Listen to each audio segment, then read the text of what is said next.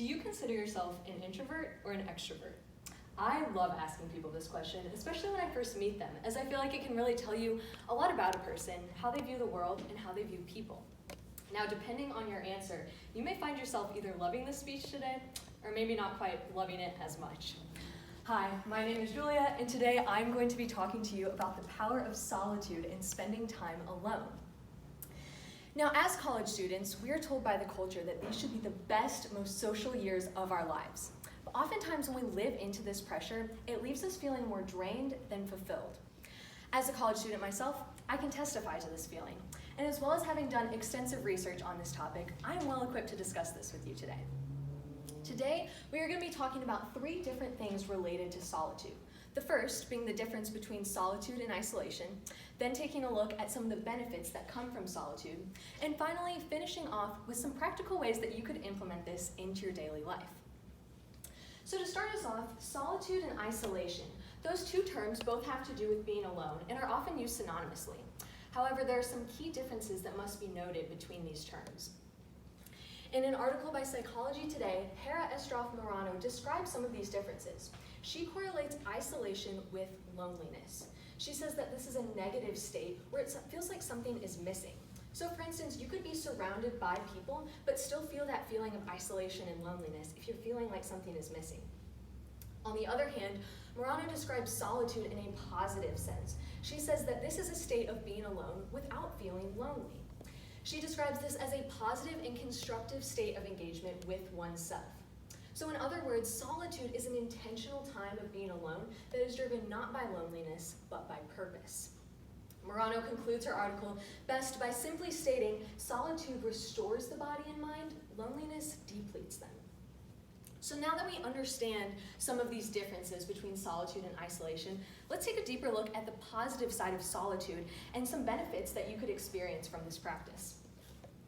Psychologist Kendra Cherry describes 3 specific benefits regarding solitude. She says that these are personal exploration, creativity, and social energy. So first, personal exploration. Cherry describes that solitude gives you a time to be by yourself and get to know yourself better. Put simply, this gives you time to think. It helps you to explore your different passions, interests, and emotions. Secondly, you can experience greater levels of creativity from solitude as well. Cherry describes how research suggests that people that intentionally seek that alone time actually experience greater levels of creativity. And in a study published in the Nature Communications Journal, they found that when the brain experiences these periods of social isolation, the neural circuits related to imagination are kind of ramped up to fill a void, ultimately leading to greater levels of creativity. Finally, you will experience social energy increase from solitude as well. Put simply, when you are spending time by yourself, it gives you time to recharge so that once you're around people again, you can give those full amounts of energy to the people that you're around. So now that we understand some of these benefits regarding solitude, let's take a deeper look at some of the implications or some practical ways that you can apply this to your life. Psychologist Cherry also describes 3 specific ways that you can implement solitude into your daily life. She says to pick a time, turn off social media, and plan something. First, starting off, picking a time. This is so essential to our lives as we are driven in an achievements-based culture. If you don't pick a time, things are constantly going to keep getting in the way that seem more important than spending time by yourself. Secondly, turning off social media. This is essential as well as it helps you to eliminate distractions and focus that time on getting to know yourself. Finally, plan something. Solitude does not have to be sitting alone, cross-legged, staring at a wall for 2 hours. Go do something fun that is restful and life-giving for you that you could do by yourself. Some examples that you could look into are maybe going on a walk, going on a drive, reading a book, learning a new hobby, journaling, meditation.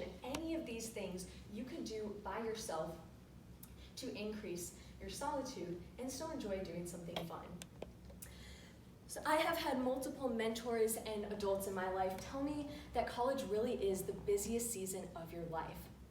So in order for us to combat this busyness, it is essential that we plan time to spend by ourselves.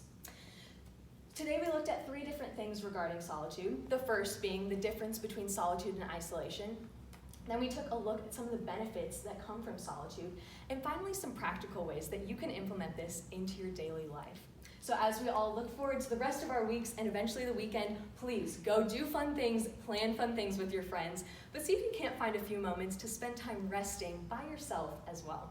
Thank you.